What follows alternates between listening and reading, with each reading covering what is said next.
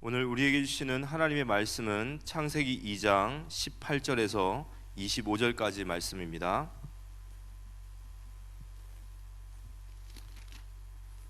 창세기 2장 18절에서 25절까지 말씀 제가 봉독해 올리겠습니다.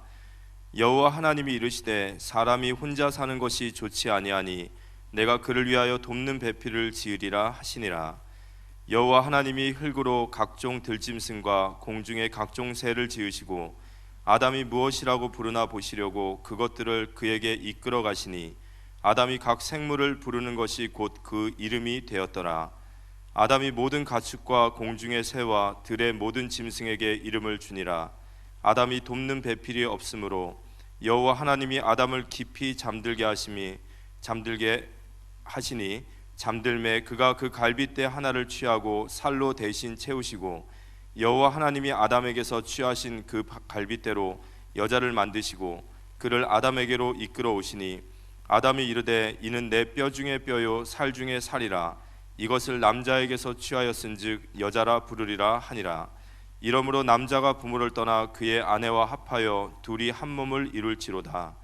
아담과 그의 아내 두 사람이 벌거벗었으나 부끄러워하지 아니하니라. 창세기 2장 18절로 25절을 보았습니다. 결혼과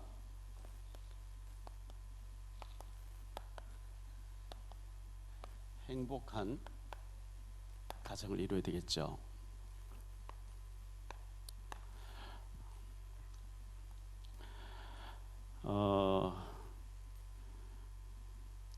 그저께 지난주 토요일 신문인데요. 매경에서 난데 내가 죽거든 반려견 100억 주고 손자는 한 푼 주지마 하는 신문이 났습니다. 미국에서 있었던 일인데요. 그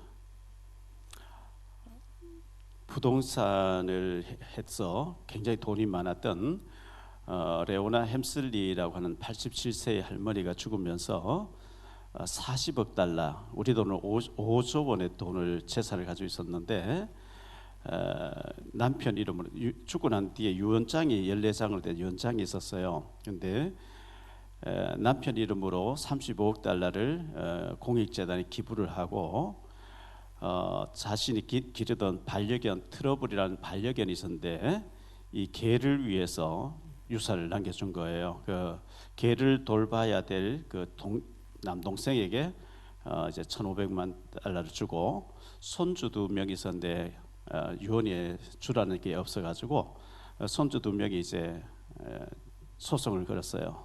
그런데 할머니가 유언장을 쓸 때 정신 상태가 옳지 않았다 막 이래가지고 오랜 이제 싸움 끝에 큰 손자는 400만 달러, 작은 손자는 200만 달러를 상속을 받았다는데 이 개 말 못하는 개에게 어마어마한 돈을 상속을 했다.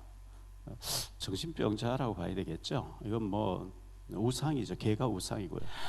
문경에서 불이 나가지고 27살 또 35살 젊은 두 소방사가 순직을 했습니다. 참 안타깝죠.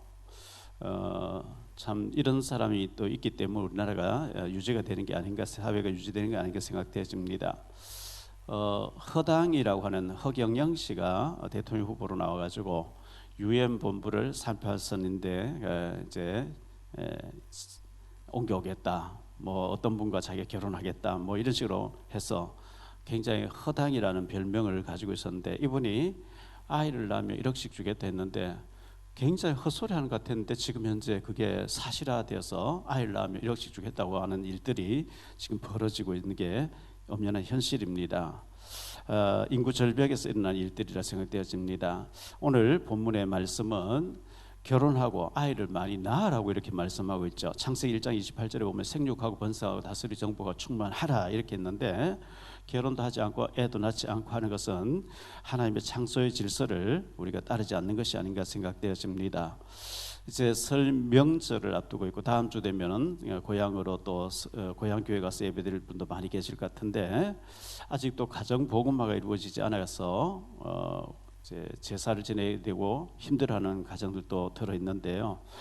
그렇지만 복음 가진 여러분들은 그걸 피하지 마시고 적극적으로 가서 복음 전하면서 전도를 해야만 가문 복음화가 되기 때문에 그렇게 해야 됩니다.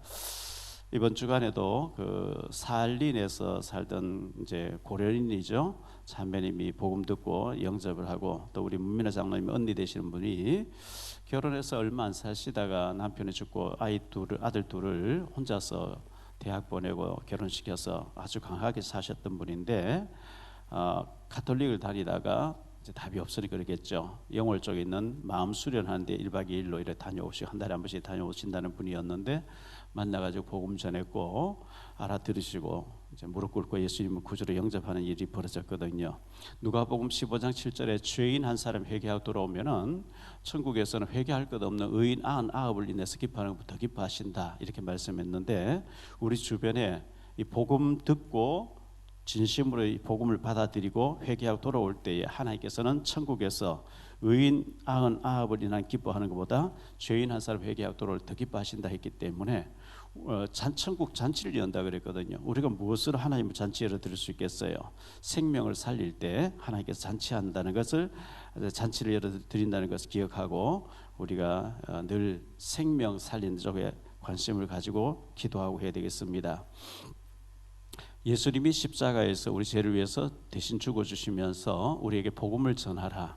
우리가 복음 전하다가 좀 욕을 먹어도 괜찮고요, 또 어려움 당해도 나를 위해서 대신 죽어주신 주님을 생각하면 우리가 오히려 그것을 기뻐하면서 복음 전하고 해야 되겠죠.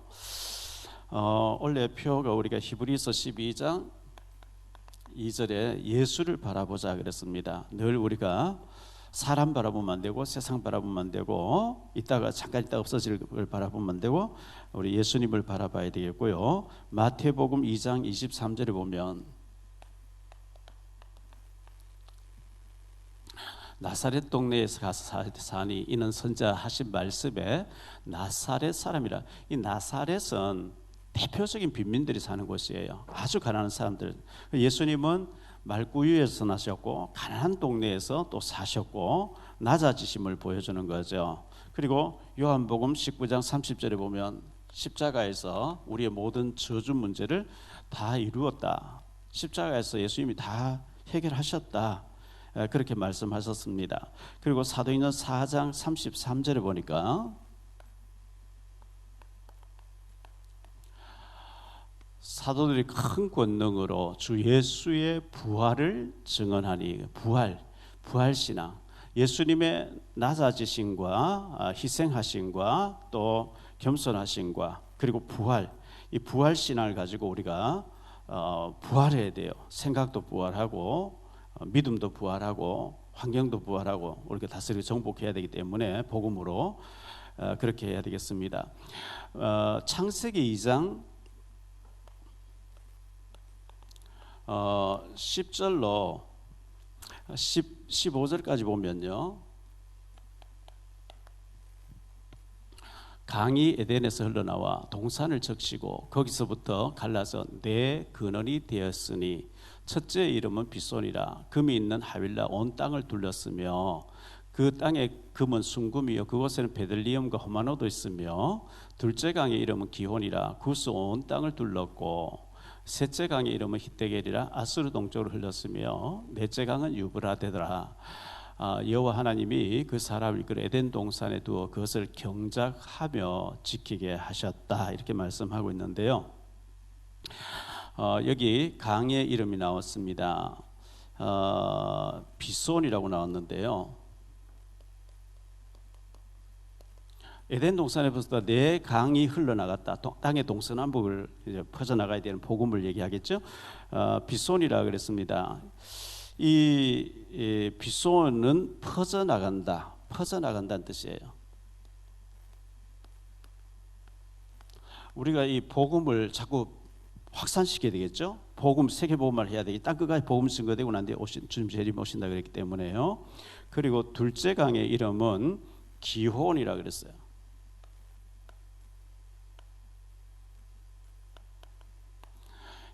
이 기혼이라고 하는 뜻은 넘친다. 우리가 넘치는 은혜를 입어야 돼요. 요셉은 그 가지가 담을 뻗어서 넘어갔다 이렇게 얘기를 하고 있죠. 넘치는 은혜를 받아야 되고요. 그리고 셋째 강의 이름은 히데겔이라 그랬어요.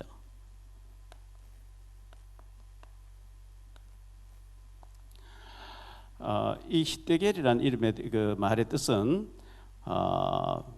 빨리, 빠르다, 빨리 흘러간다, 화살같이 지나간다, 빠르게 지나간다. 우리 인생도 모세가 시편 90편에서 얘기한 것처럼 금방 지나간다는 거예요. 화살같이 지나간다. 이렇게 금방 지나갑니다. 그리고 유브라데라고 나왔는데 열매를 맺는다 이런 뜻이에요. 우리 복음을 확산시켜야 되고 넘치는 응답과 축복을 받아야 되고 빠르게 지나가는 인생살이에서 우리는 하나님 앞에 많은 열매를 맺어서 하나님께 영광 돌리는 그런 가정을 이루어야 되겠고 그런 사람이 되어야 되겠습니다. 뉴욕에 가면 맨하튼 거리가 있죠. 타임스퀘어가 있고 그 아주 번화가가 있는데요. 거기 옆에 라과디아라고 하는 공항이 있습니다. 국내선 공항이죠. 라과디아 공항이 있는데 그 라과디아가 어떻게 해서 그 공항이 세워졌냐 하면 이탈리아에서 미국으로 이민 온 사람이 있었는데 굉장히 가난한 사람이었어요. 그래서 뉴욕의 빈민촌에서 살게 됐는데 피오렐로 라과디아라는 사람이 1882년에 태어나서 1947년에 죽었는데요. 이 사람이 가난한 그 빈민촌에서 열심히 공부해가지고 아주 훌륭한 사람으로 공부를 했어요. 그런데 1차 세계 대전이 일어났을 때 이 사람이 군대에 가서 소령으로 예편하고 난 뒤에 뉴욕의 치안 판사가 된 거예요. 1930년도에 뉴욕에 그 대공황이 있을 때 굉장히 어려웠답니다. 추운 겨울날 어떤 할머니가 절도죄로 재판을 받게 온 거예요. 그래서 할머니가 마트에서 물건을 식료품을 빵하고 뭐 훔쳤어요. 그래서 왜 훔쳤냐고 이렇게 물으니까 나흘 동안 굶고 나니까 어린 손녀들이 굶고 있는 걸 보니까 차마 내가 견딜 수가 없어서 훔쳤다고 이렇게 얘기한 거예요. 그래서 이 판사님이 이제 라과디아라고 하는 판사님이 그러나 내가 선처해주면 무죄라고 해서 석방해주면 다시는 훔치지 않겠냐니까 솔직히 말해서 자신 없다는 거예요. 안 훔치겠다는 자신이 없다. 왜? 굶어 죽으니까 이렇게 얘기를 한 거예요. 그때 판사님이 이렇게 판결했습니다. 이런 사람을 방치해 놓은 우리 모두는 죄인이고 우리가 잘못이기 때문에 판사인 나에게 그 이제 10달러라고 하는 그 당시 이제 30년도 10달러는 요즘 뭐 1불이 1,400원, 10달러면 13,000원 뭐 얼마 안 되는 거겠죠. 그런데 일단 10달러를 선언했어요. 벌금 내야 된다. 죄는 죄니까. 그놓고 난 뒤에 이런 사람에게 관심 없어 있었던 나 판사 나에게도 죄가 있기 때문에 내가 이제 10불을 벌금 내겠다. 여기 방청석에 있는 사람 여러분 모두 50센트의 벌금을 물어야 된다. 이렇게 얘기를 하고 모자를 벗어서 자기부터 10불을 넣고 돌렸는데 57불 50센트가 나온 거예요. 그래서 그 10불을 이제 벌금으로 내고 47불을 돌려줘서 이제 가게 됐는데요. 이게 이제 소문이 쫙 퍼지면서 저런 판사님을 존경하지 않으면 어떻게 되겠냐 이래가지고 이분이 굉장히 존경받고 백성들의 신임을 얻는 사람 됐어요. 그래서 판사를 그만두고 나와서 7선 의원이 됐습니다. 7번 의원으로 지내다가 뉴욕에서 4년씩 하는 시장으로 세 번째 시장으로 있다가 1947년 비행기 사고로 죽게 됐는데요. 이렇게 이 사람 죽게 되니까 아예 그분의 뜻을 기려서 공항 이름을 라과디아라고 하는 공항으로 만들었습니다. 이런 정말 이 방치되어 있고 죽어가는 사람을 내 잘못이다, 내가 죄인이다 하면서 이렇게 했던 이 사람, 이런 사람들이 우리 사회에 많아질 때 우리 사회는 밝은 사회가 되지 않겠나 이렇게 생각합니다.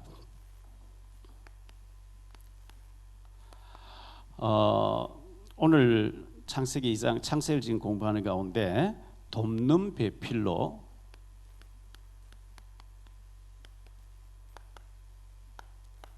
하나님이 아담 하와를 지었습니다.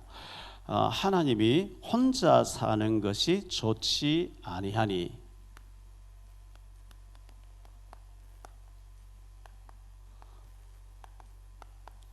이렇게 말씀했어요. 전에 개역 성경에 보면 독처하는 것이 좋지 아니하니 이렇게 말씀했거든요.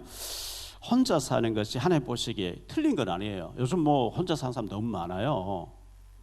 뭐 세 가정 중에 한 가정 혼자 산다 할 정도로 혼자 사는 사람 많이 있는데 그 틀린 건 아니고 하나님이 보실 때 좋지 아니했다 이렇게 말씀하고 있는 거예요. 창세기 2장 18절. 여호와 하나님이 이르시되 사람이 혼자 사는 것이 좋지 아니하니 내가 그를 위하여 돕는 배필을 지으리라 하시니라 이렇게 말씀하고 있죠. 아내는 남편을 돕는 자로 이렇게 지었다고 말씀하고 있습니다. 자, 창세기 1장 27절 28절. 하나님이 자기 형상 곧 하나님의 형상대로 사람을 창조하시되, 여기 형상이란 말은 하나님하고 닮았다는 뜻이에요. 원어의 그 제렘이란 말 닮았다는 뜻이거든요. 닮은 자, 다시 말하면 하나님과 소통되는 사람으로 지었다. 창조하시되 남자와 여자를 창조하시고 하나님이 그들에게 복을 주시며 하나님이 그들에게 이르시되 생육하고 번성하여 땅에 충만하라. 땅을 정복하라. 바다의 물고기와 하늘의 새와 땅에 움직이는 모든 생물을 다스리라 하시니라 이렇게 말씀했어요. 그래서 하나님께서 남자와 여자를 창조하셨다. 생육하고 번성하라. 그래서 우리가 결혼과 더불어 이 생육, 번성, 다스림, 정복, 충만 이렇게 우리가 축복을 받아 나가야 되는데요. 하나님이 아담을 먼저 지으시고 돕는 배필로 하와를 지었다는 거예요. 돕는 배필. 이게 오늘 본문에 나오는 18절로 25절까지 나오는 얘기죠. 아내는 어떻게 하면 남편을 도울까? 이제 그걸 생각해야 되겠죠. 아내는 어떻게 하면 남편을 도울까? 남편을 도울까를 계속 생각해야 되고요. 또 남편은 아내의 도움이 없이는 못 살게 돼 있어요. 아내의 도움 받아야 돼요. 이게 하나님의 진리고 하나님의 창조의 법칙이에요. 그래서 도와야 돼요. 도와야 되고, 자, 아담이 하와를 보면서 이는 내 뼈 중에 뼈고 살 중에 살이라.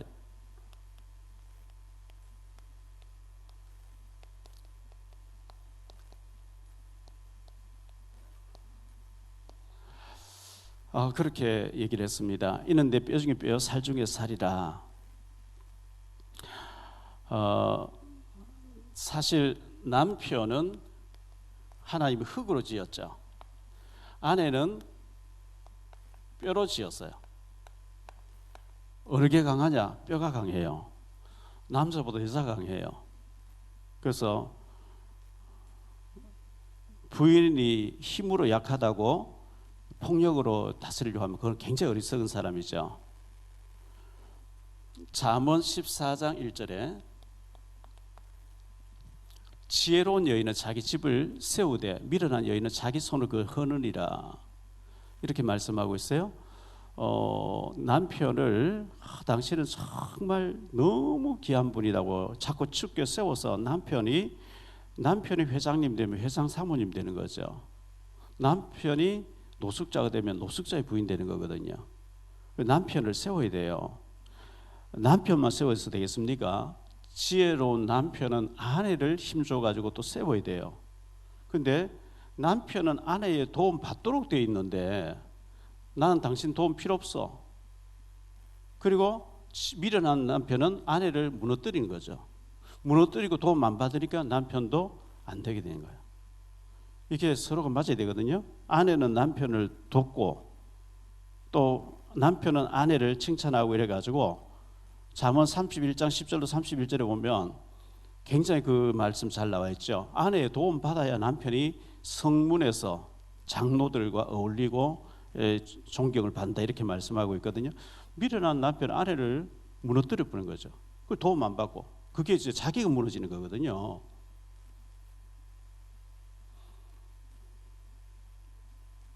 창세기 2장 9절 보죠. 여호와 하나님이 그 땅에서 보기에 아름답고 먹기에 좋은 나무가 나게 하시니 동산 가운데는 생명나무와 선악을 알게 한 나무도 있더라. 여기 여호와 하나님 그 땅에서 보기에 아름답고 보다라는 단어가 있는데요. 이 보다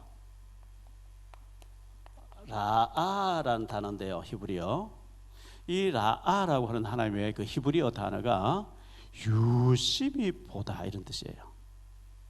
하나님이 유심히 보시고 주시하여 보신다는 뜻이에요. 하나님이 우리 한 사람 한 사람을 유심히 보고 주시해서 보신다는 거예요.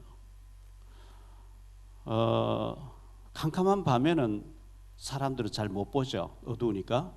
그런데 하나님은 어둡다고 못 보시는 게 없어요. 안 보인다고 하나님 못 보시는 거 아니에요. 하나님이 나를 유심히 보시고 내 마음의 생각까지 살피신다는 걸 진짜 믿으면 우리 굉장히 두렵죠, 사실. 하나님이 유심히 보시고 주시해서 보신대, 우리의 일거수일투족을. 시편 139편 1절로 4절에 이렇게 말씀합니다. 다윗의 시죠. 여호와여, 주께서 나를 살펴보셨으므로 나를 아시나이다. 주께서 내가 앉고 일어섬을 아시고 멀리서도 나의 생각을 밝히 아시오며 나의 모든 길과 내가 눕는 것을 살펴보셨으므로 나의 모든 행위를 익히 아시오니 여호와의 내 혀의 말을 알지 못하시는 것이 하나도 없으시니이다. 하나님이 다 보고 계시다는 거예요. 주시해서 보신다는 거예요. 집중해서 보신다는 거예요. 하나님이 모르시는 게 전혀 없다는 거예요. 그래서 우리가 이 모든 것을 보시는 하나님 앞에서 남편은 아내를 세우고 아내는 남편을 세우고 돕는 배필로 해서 아름다운 가정을 이룰 것을 성경은 말씀하고 있습니다. 최악의 결혼과 가정 생활이라고 했는데요.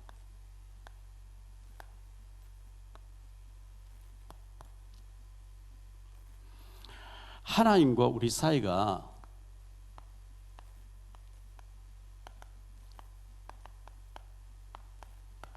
어떤 사이라고 말씀하고 있냐면 남편과 아내 사이와 같다 이렇게 말씀하고 있어요. 남편과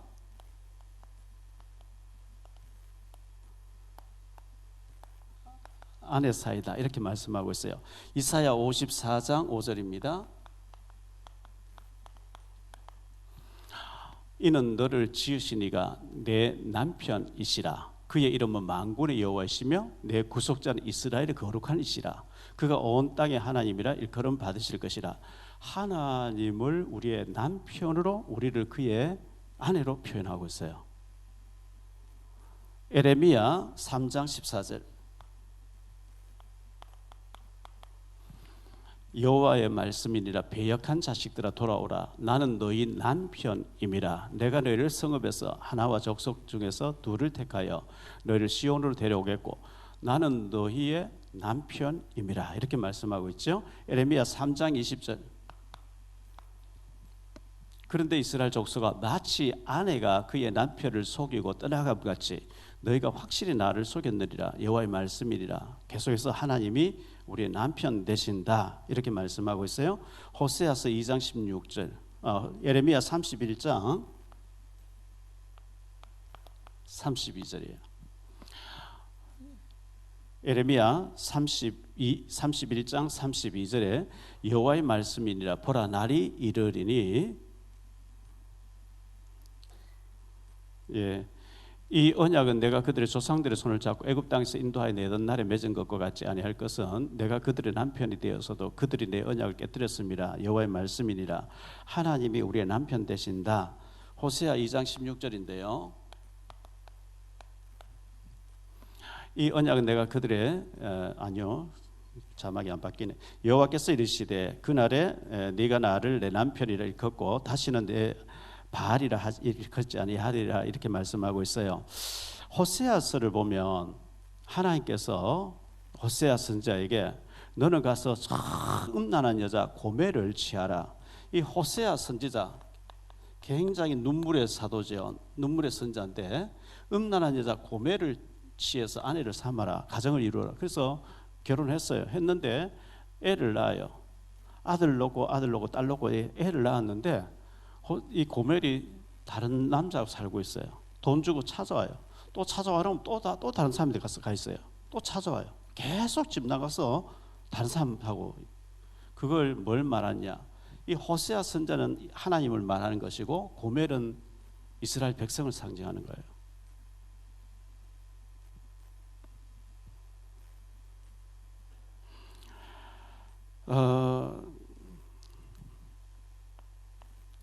예수 그리스도가 신랑이라고 말씀합니다. 우리는 그의 신부라고 얘기를 하고 있어요.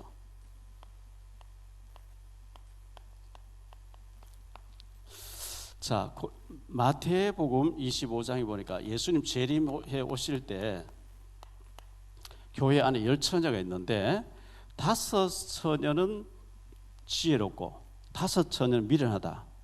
지혜로운 사람들은 등을 준비하고 기름도 준비했어요. 5처녀는 등만 준비하고 기름이 없어요. 유대 나라에는 밤중에 결혼하거든요. 옛날에 휴대폰 같은 거 없잖아요. 신랑이 밤중에 이제 와요. 신랑이 오는데 드디어 오니까 언제 올지 모르니까 다 졸며 살새 깨어있는 그 파수꾼이 신랑이 온다 소리 지르니까 전부 일어나서 이제 막 불을 붙이고 막 머리도 손질하고 했겠지요. 그런데 지혜로운 5처녀는 등불을 켜서 신랑을 맞이 잔치에 들어갔는데 미련한 사람들은 등은 좀 기름이 없어요. 그래서 막 허겁지겁 불이 안 켜지니까 기름 좀 빌려달라. 빌려주면은 잔치해야 되는데 너도 안 되고 나도 안 되니까 내가 차로 가서 기름 사러 가라. 사러 간 사이에 문이 닫혀버리고 잔치에 참여하지 못한다, 이렇게 말씀하고 있거든요. 그게 이제 신랑은 예수로 우리를 신부로 이렇게 표현하고 있습니다. 고린도후서 11장 1절로 2절에 보면 이렇게 말씀합니다. 원하건대 너희는 나의 좀 어리석은 것을 용납하라. 청하건대 나를 용납하라. 내가 하나님의 열심을 너희를 위하여 열심을 내노니 내가 너희를 정결한 처녀로 한 남편인 그리스도께 드리려고 중매함이로다. 이 사도 바울은 신랑 대신 예수님께 우리 신부된 우리를 중매한다, 이렇게 표현하고 있는 거예요.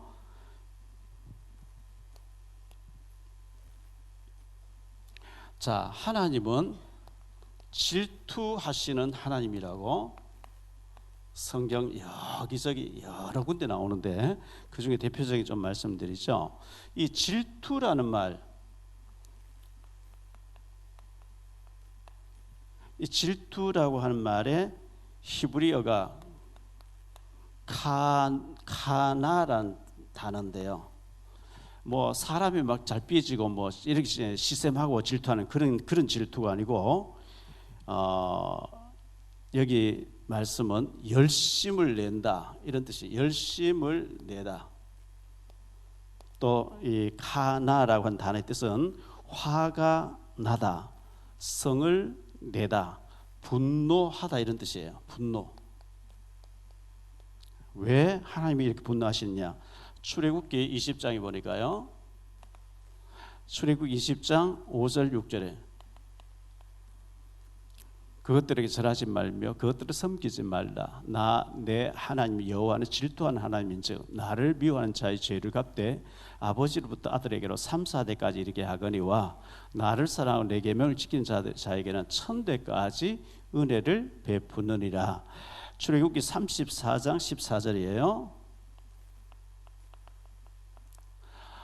너는 다른 신에게 절하지 말라. 여호와는 질투라 이름하는 질투의 하나님이니라. 이렇게 말씀하고 있습니다. 민수기 25장 11절. 제사장 아론의 손자 엘르아살의 아들 비느하스가 내 질투심으로 질투하여 이스라엘 자손 중에서 내 노를 돌이켜서 내 질투심으로 그들을 소멸하지 않게 하였느니라. 하나님의 질투심으로 이 비느하스가 두 사람을 죽임으로 죄를 끊었다. 그래서 하나님의 영원한 제사장의 직분을 비느하스에게 준다. 이런 말씀 나옵니다. 민수기 25장 13절. 그와 그의 후손에게 영원한 제사장 직분의 언약이라 그가 그의 하나님을 위하여 질투하여 이스라엘 자손을 속죄하였음이니라. 신명기 4장 24절. 내 하나님 여호와는 소멸하는 불이시요 질투하시는 하나님이시니라. 이렇게 말씀하고 있어요. 신명기 32장 16절. 그들이 다른 신으로 그의 질투를 일으키며 가증한 것은 그의 진노를 격발하였도다. 이렇게 말씀하고 있습니다. 하나님이 남편을 두고 다른 남자인 데 가서 자꾸 살 때 호세아가 그러지 말라고 자꾸 부인을 데리고 오고 했는데요. 우리가 우리를 창조하신 하나님을 남편으로, 예수 그리스도를 우리 남편으로 우리는 신부라고 했는데, 하나님과 예수를 버리고 다른 것에 자꾸 빠질 때 하나님은 질투하시고 진노하신다. 이렇게 말씀하고 있는데요. 야고보서 신약 성경에 와서 예수님의 육신의 동생이었던 야고보라는 사도가 야고보서 4장 4절 5절에 어떻게 얘기하는지 봅시다. 가늠한 여인들아, 세상과 벗된 것이 하나님과 원수됨을 알지 못하느냐. 그런즉 누구든지 세상과 벗이 되고자 하는 자는 스스로 하나님과 원수되는 것이랴. 너희는 하나님이 우리 속에 거하게 하신 성령의 시기하기까지 사모한다 하신 말씀을 헛된 줄로 생각하느냐. 우리가 세상을 사랑하는 것이 영적으로 가늠함이라는 거예요. 하나님보다 세상을 더 사랑하는 거, 그게 하나님의 질투를 격발시킨다는 거예요. 개가 귀엽죠. 이 개가 귀여운데 개에게 상속을 재산을 물려줄 정도 되면 우상이에요. 그게 하나님 버리고 가늠한 거예요. 야고보 사도를 통해서 너희가 세상을 벗하고 세상을 짝하고 세상이 더 좋은 거, 그게 간음죄라. 하나님이 질투하신대요. 우리의 태어나고 건강하고 우리의 먹고 사는 거 하나님 다 주셨고, 하나님 기능도 주셨고 모든 다 주셨는데 하나님을 제일 주의로 살아야 되는데 하나님 관심 없고 세상과 육신과 향락과 명예와 세상 것으로 충만할 때 하나님이 가늠한 것이라. 하나님의 노를 격발시킨다. 이렇게 말씀하고 있는 거거든요. 그래서 최악의 결혼은 하나님이라고 봐야 되죠. 우리가 끊임없이 하나님을 저버리고 배신하고 세상을 좋아하고 환경을 좋아하고 창세기 3장 6절에 마귀가 보여주는 먹음직, 보암직, 탐스러운 것은 눈이 맞아가지고 하나님의 관심이 없는 우리들, 가정 생활 때문에 남편을 믿었는데 남편을 못 믿고 부인을 믿었는데 부인 때문에 갈등하는 사람, 최악의 가정, 최악의 결혼, 최악의 가정은 바로 하나님과 이스라엘 관계였고 바로 내가 하나님 배신한 자라는 것을 우리는 기억해야 됩니다.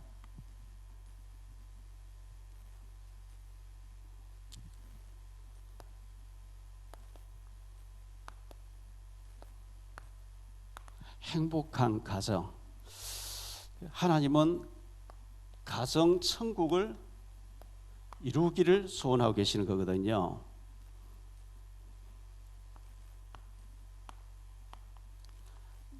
기적의 결혼인데요. 지금 세계 인구가 80억이 넘죠. 이 중에 남자가 약 40억이라고 보고요, 여자가 약 40억이라고 보고요. 이 40억 중에서 한 사람 만나서 가정을 이룬다. 기적이죠, 사실. 기적입니다.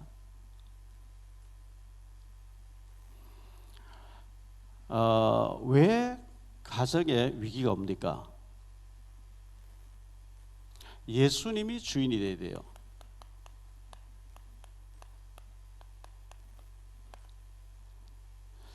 요한복음 2장 1절로 11절에 보면 가나 혼인 잔치집에서 결혼하는 가정에서 예수님이 첫 번째 이적을 행하죠. 물이 변해서 포도주 되어지죠. 창조의 역사가 일어났어요. 물이 변해서 포도주 되어지니까 맛이 달라지고 가치도 달라지고 분위기도 달라지고 어째서 이 집엔 점점 더 좋은 포도주가 나오느냐 이렇게 말씀했거든요. 예수님이 이 결혼하는 가정에 오셔서 손님으로 계실 때는 기적이 일어나지 않았어요. 포도주가 떨어졌어요. 물을 떠다 부어라 떠다 주라 하고 명령자가 될 때 물이 변해서 포도주가 되는 창조의 역사가 일어났거든요.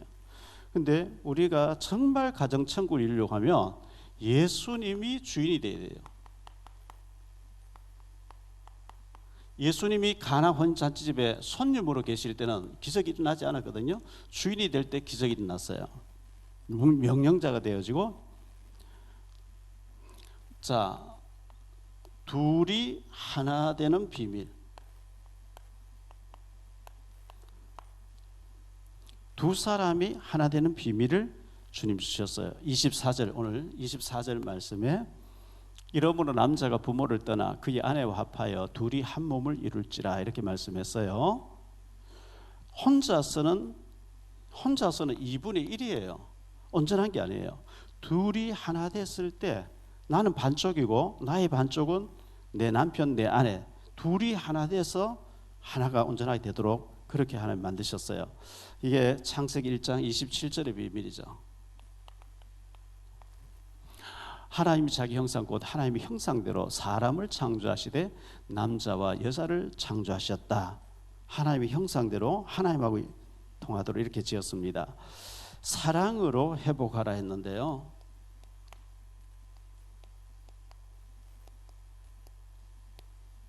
사랑으로 회복하라.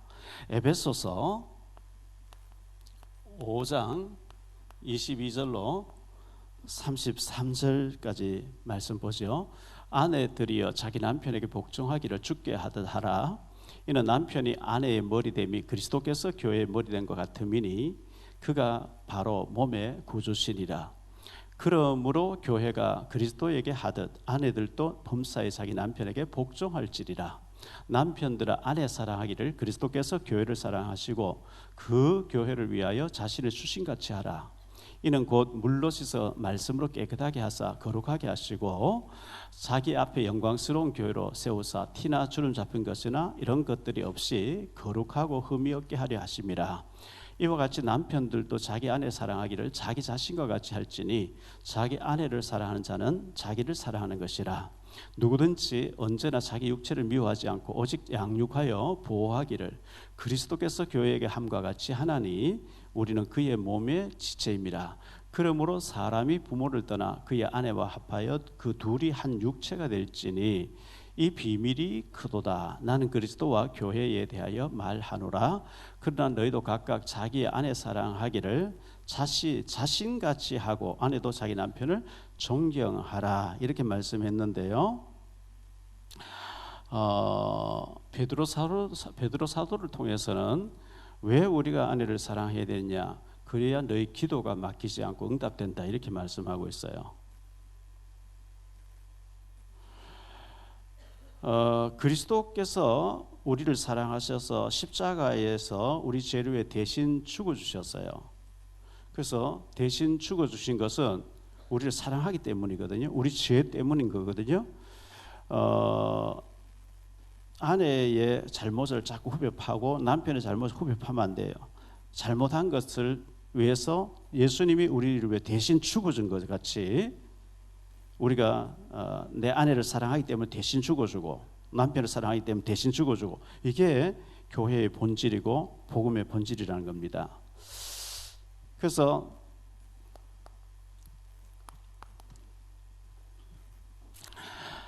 가정에 대해서 최초로 나온 말씀이 이제 창세기 2장 18절 25절에 돕는 배필로 지으셨다는 것인데, 하나님은, 성경은 하나님은 우리의 남편 된다고 이렇게 말씀하고 있는 거예요. 우리 남편이시라. 우리는 그의 아내라고. 그런데 이 하나님은 질투하시는 하나님이라. 자기 남편과 아이 가정을 버리고 다른 남자인데가 살고 있으면 화가 나는 것처럼, 우리가 하나님보다 세상을 더 사랑할 때 하나님이 질투하신다는 거예요. 하나님보다 우상 숭배하고 우상 앞에 가서 절하고 교회 나온 사람이 구도하고 이러면 굉장히 화나는 거겠죠. 우리가 그런 건 안 한다 할지라도 만몬이라는 게 있잖아요. 돈이 제일이야. 세상이 너무 좋아. 이게 골로새 3장 5절에 보면 우상 숭배라 그랬어요. 하나님보다 세상을 더 사랑하는 우상 숭배라고 얘기했거든요. 예수님이 우리의 신랑 되시고 우리는 그의 신부가 되는데, 예수 그리스도를 온 마음 다해서 사랑하고 섬겨야 되는데, 세상과 짝하고 세상이 너무 좋아서 그때 이제 하나님 질투하신 하나님이라, 이렇게 하나님 분노하신 하나님 이렇게 말씀하고 있거든요.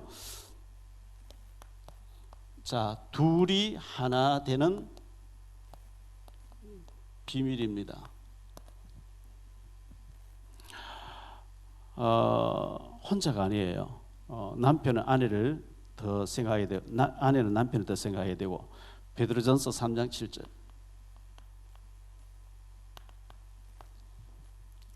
남편들아, 이와 같이 지식을 따라 너희 아내와 동거하고 그를 더 연약한 그릇이요 또 생명의 은혜를 함께 이어받을 자로 알아. 귀히 여기라. 이는 너희 기도가 막히지 아니하게 하려 함이라. 그는 또는 그 아내를 더 연약한 그릇으로 여겨 더 귀히 여기라. 그래야 우리의 기도가 막히지 않다. 기도가 상달된다. 이렇게 말씀하고 있어요. 그래서 돕는 배필이고 도움 받아야 될 사람으로 알고 귀히 여겨야 기도가 막히지 않다. 이렇게 말씀하고 있습니다.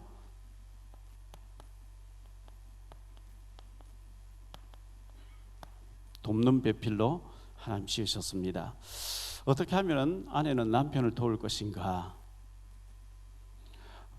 부인들은 잠언 31장 10절로 31절을 꼭 참고하시면 되겠어요.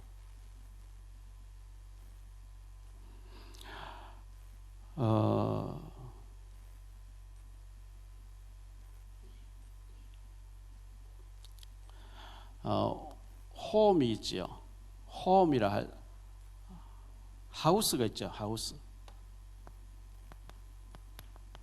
이거는 집이라고 하는 이 건물, 집을 가리키는 홈이 있습니다. 홈은 가정이라고 하는 가족이라는 의미가 있겠죠. 스위트 룸이라고 하기도 하고 스위트 홈이라고 하는데요. 이거는 가족이 공동체가 모여서 생활하는 공간을 스위트 룸이라 이렇게 얘기해요. 우리 가정 이제 집만 건물만 있고 잠만 자는, 일하다가 집에 가서 잠만 자고 나오는 이게 되면 하우스가 되면 안 되겠죠. 우리는 주님을 주인으로 모신 아름다운 미션 홈이 되어야 되거든요. 미션 홈. 예배가 있고 기도가 있고 사랑이 있고 돕는 자가 있는 가족 공동체, 믿음 공동체. 이 가정이 천국의 모형이고 하나님 세우신 가정의 비밀이기 때문에 남편과 아내가 서로 사랑하고 거기서 태어난 아이를 언약의 후손으로 세계복음할 축복의 자녀로 키워내는 거 하나님이 최고 관심 있게 보시기 때문에 이 가정이 건강해야 되는데 사탄 마귀가 가정을 깨뜨린단 말이죠. 자, 이는 내 뼈 중에 뼈고 살 중에 살이라 이랬는데 3장 다음 주에 생각해 3장에 넘어가서 보면 선악과를 먹어버립니다. 먹고 난 뒤에 아담아 왜 먹었냐 하니까 예, 제가 잘못했으면 이 나와야 되는데 난 잘못이 없어요. 하나님 괜히 저 여자가 먹으라 해서 난 잘못이 없어요. 하와이 너는 왜 먹었냐? 전 잘못이 없어요. 마귀 뱀이 먹으라 해서 먹었어요. 이 사탄이 개입되면서부터 사탄에게 속고 난 뒤부터 가정에 위기가 오는 거죠. 뼈 중에 뼈고 살 중에 살이 그거 없어져 버려요. 저 사람 때문에 일어나거든요. 이 마귀는 우리의 가정을 깨뜨리려고 해요. 그 가정 깨뜨려지면 다 끝나는 거니까요. 가정은 천국의 모형이고 교회의 모형이고 하나님의 축복의 모형이기 때문에 부부간에 행복한 가정, 정말 예수님을 주인으로 모시고 우리가 주여 할 때 내 인생의 주인, 우리 가정의 주인은 주님이십니다. 그게 주여라는 뜻이거든요. 주님을 주인으로 모시고 주님께 늘 결제 맡고 보고하고 주 안에서 서로 돕고 사랑으로 자녀를 키우고 이럴 때 세계복음할 수 있는 은혜의 가정이 되는데 이 마귀는 가정을 깨뜨린다는 것 꼭 기억하시고 행복한 가정, 축복된 가정 꼭 회복하고 또 하나님께 영광 돌리시는 우리 모든 가정들 되시기를 이 말씀으로 축원드립니다. 기도합니다. 주님 감사합니다. 하나님께서 사람이 독처하는 것을 기뻐하지 아니하시고 아담을 깊이 잠들게 하시고 갈비뼈를 뽑아서 돕는 배필로 하와를 지었다고 말씀하고 있습니다. 남편은 아내의 도움을 받아야만 온전해지고 아내는 남편을 도울 때 또 사랑하고 사랑받게 되고 돕는 배필이라는 것을 잊지 말게 도와주옵시고 주님을 주인으로 모시고 행복한 가정 이룰 때 자녀가 복을 받고 최고의 복음의 명가가 되어진다고 성경은 말씀하고 있습니다. 가정들이 위기를 맞이한 이때에 최고의 가정, 복음의 명가를 이룰 수 있는 우리 모든 가정들 되어지게 해 주옵시고 가정에서 또 자녀들을 믿음의 후손으로 키워내는 언약의 자녀들 키워내는 축복된 가정들이 다 될 수 있도록 주님께서 축복 내려 주옵소서. 하나님이 우리 남편이라고 했습니다. 그리스도가 우리 남편이라고 했습니다. 우리는 그의 신부라고 했습니다. 주님 마음에 들게 주님을 기쁘시게 드리는 저희 모두가 될 수 있도록 은혜 내려 주옵소서. 주 예수 그리스도 이름으로 축복하며 기도하옵나이다.